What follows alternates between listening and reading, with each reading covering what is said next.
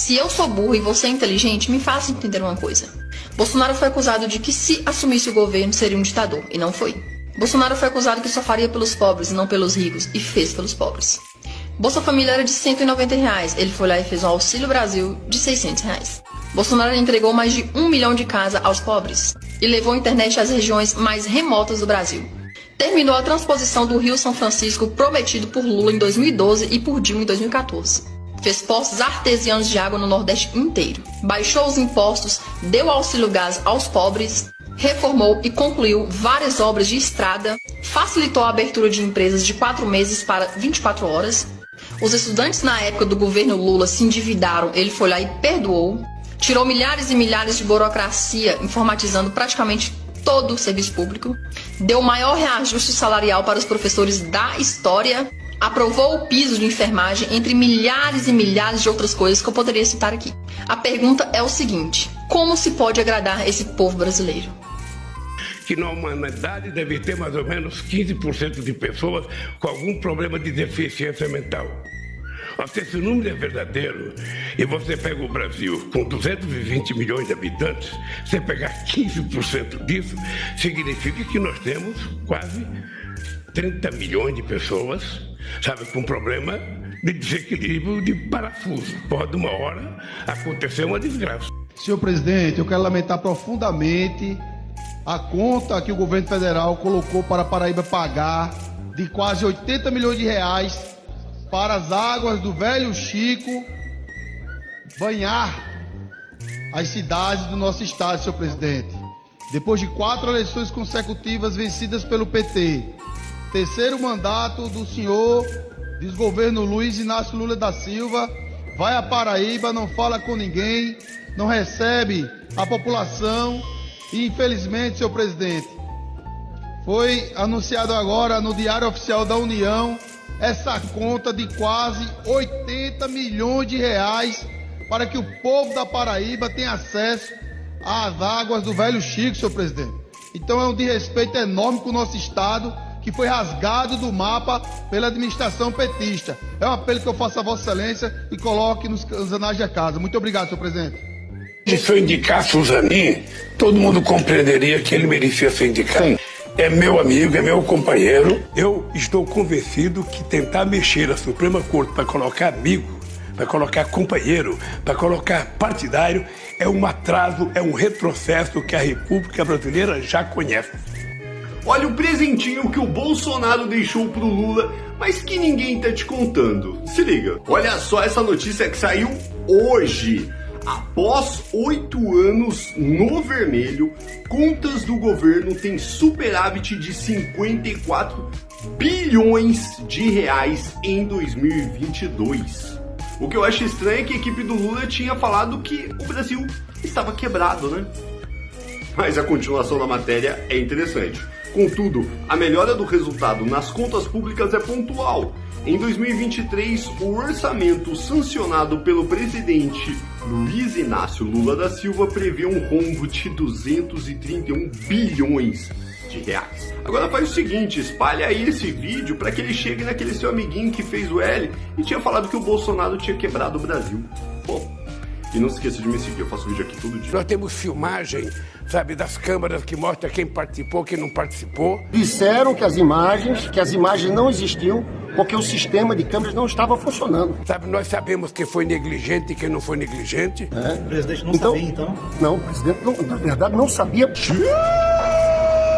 Nós estamos apenas há 40 dias no governo, a gente ainda nem conseguiu montar as equipes que a gente tem que montar. Porque nós temos que tirar bolsonarista que está lá escondido, a responsabilidade de tirar eles é do Rui Costa.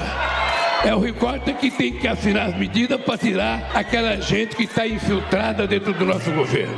Essa matéria mostra uma coisa, né? É inacreditável. O PT odeia economia de mercado, odeia quem tem sucesso no mercado. É uma coisa inacreditável.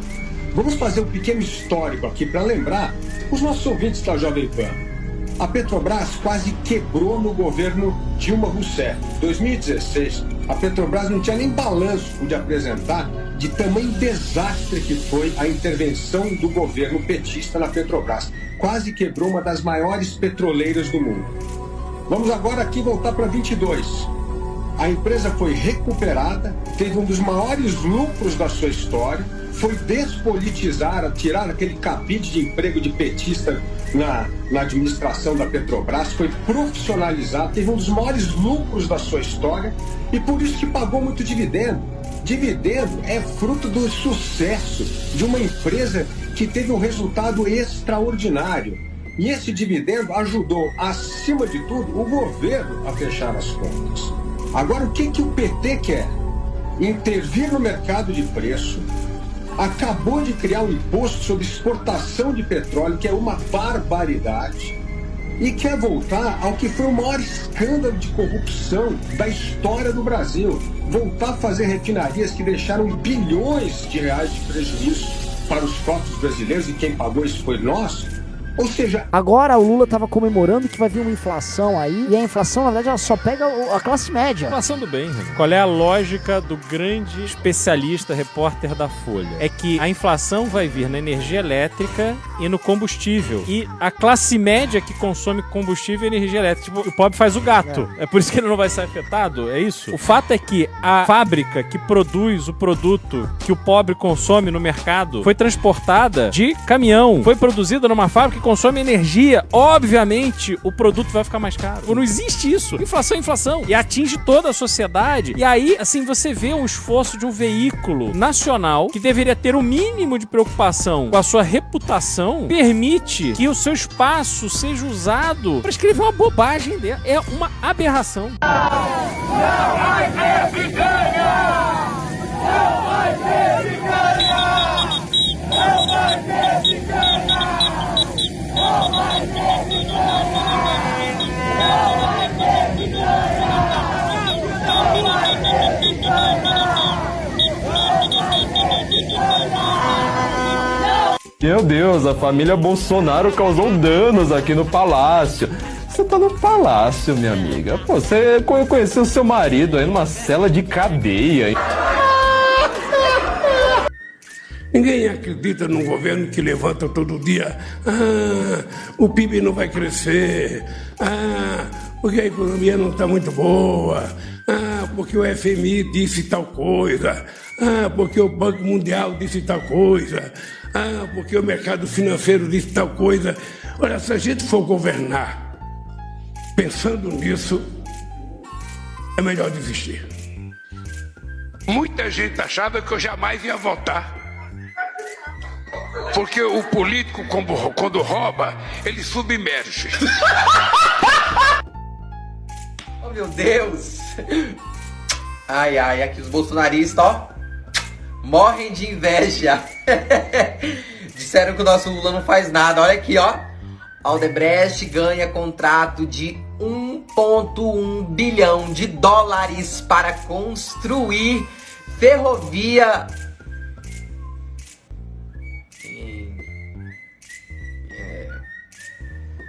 No Brasil, não. Certeza que essa reportagem é mentira. Era pra estar Brasil aqui, eu acho que digitaram errado. E aí você vem falar também em incentivo aos negros e que tem que fazer hip hop e rap. Esse é o problema da esquerda. É achar que negro e pobre só serve pra isso, pra fazer rap e hip hop. Quando vai na propaganda do PT, o negro sempre tá lá com seu black power pichando o muro. Não, não é esse o futuro que eu acho que os negros e pobres desse país merecem. Eu acho que eles merecem muito mais. E esse é o problema de movimentos como o de vocês. E esse é o problema de partidos como o do PT, como o do PSOL, como o do PCdoB.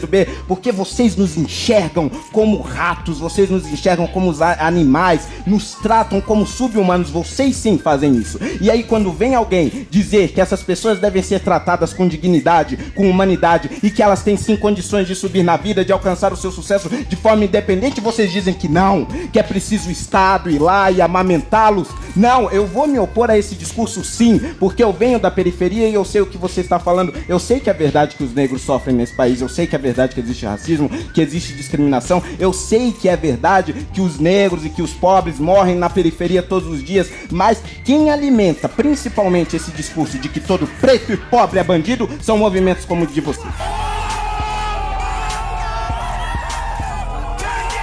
No meu gabinete, assistindo a TV Câmara, eu vi uma deputada do PT que subiu à tribuna. No Rio de Janeiro, uma escola da favela da Maré, no dia de celebração da Páscoa, que foi invadida pela polícia de choque, todo dia chega uma notícia. Ameaças permanentes, ou seja, clima de ódio e de violência está colocado dentro das nossas escolas. Ela se demonstrou horrorizada. Policiais do BOPE, na Nova Holanda, do Complexo da Maré, na quarta-feira passada, 6h30 da manhã, teve que adentrar em uma escola, no CIEP Elis Regina, onde 11 traficantes com fuzis e granada, antes das crianças entrarem no colégio, e o BOPE efetuou a prisão desses 11 traficantes na Maré. Eu fico impressionado como o PT tem disposição para defender criminoso, mas a gente entende que na maioria dos estados brasileiros, quase 100% dos presos habilitados para votar, votaram no PT. O PT, além de defender criminoso, é contra o marco do saneamento, onde na Nova Holanda, quase 100% dos moradores não têm coleta de esgoto em suas casas. Parabéns, PT, vocês não têm critério nenhum para desenvolver o...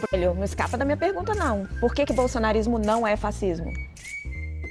Depende da sua definição de fascismo. O meu entendimento de fascismo é o seguinte: é um governo central que determina como a economia tem que ser dirigida, tá? Então ele vai dizer quem tem que produzir, a que preço, para quem. Nisso, o Lula é muito mais fascista, porque ele quer que a Petrobras pratique os preços que ele quer, que faça refinarias porque ele quer e não porque é interessante para a Petrobras, né? Então, quem quer dirigir a economia centralmente é muito mais o Lula do que o Bolsonaro. O Bolsonaro tinha o Paulo Guedes como seu ministro da Economia. Então, nesse sentido, não era fascista. Se você está se referindo ao lado de autoritarismo, aí é uma discussão boa, mas eu tenho visto hoje, justamente o que mais me preocupa em relação ao autoritarismo no Brasil é esse ataque à liberdade de expressão, às invasões de propriedade. Isso, para mim, é que realmente são ataques autoritários, que o Brasil não via há muito tempo. Então, eu tenho uma visão aí que é possivelmente diferente do que você estava imaginando, Raquel. Não, eu não estou imaginando nada. Meu papel aqui é só distribuir. Eu já vou passar a palavra que eu... Você quer descobrir como milhares de pessoas estão usando o celular para ganhar em euro e em dólar? É isso mesmo, ganhar em euro e em dólar trabalhando em casa com o seu celular, podendo lucrar mais de R$8.000 por mês, sem precisar aparecer ou ter que se afiliar a algum produto de marketing digital. Descubra como milhares de jovens que aprenderam essa técnica estão faturando mais de R$8.000 por mês, em casa. Clique no primeiro link da descrição e venha ter a tua tão sonhada liberdade financeira.